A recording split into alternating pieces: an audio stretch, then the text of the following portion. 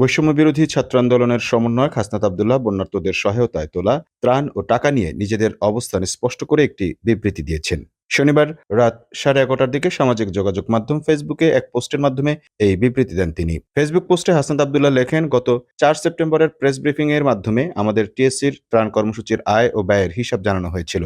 ব্যয় বাদে বাকি টাকা ঢাকা বিশ্ববিদ্যালয়ের জনতা ব্যাংক, সোনালী ব্যাংক শাখা, ইসলামী ব্যাংক ও মোবাইল ব্যাংকিংয়ে সংরক্ষিত আছে।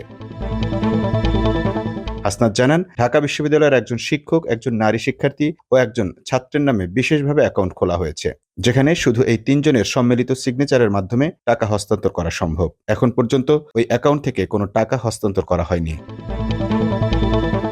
তিনি আরও লেখেন, স্বচ্ছতা নিশ্চিতকরণের লক্ষ্যে আমরা ত্রাণ কার্যক্রমের আয় ও ব্যয়ের উপর একটি অডিট করছি এবং আগামী কয়েকদিনের মধ্যে অডিট রিপোর্ট প্রকাশ করা হবে ইনশাআল্লাহ। আমরা সবসময় গঠনমূলক সমালোচনা গ্রহণে আগ্রহী। কোনো বিশেষ ভুল বোঝাবুঝি থাকলে অনুগ্রহ করে তা নির্দিষ্টভাবে তুলে ধরুন, যাতে আমাদের কাজ আরও কার্যকরী হতে পারে। আগামীর বাংলাদেশ হোক স্বচ্ছতা ও জবাবদিহিতার model. Mamun Mahfuz, time news desk.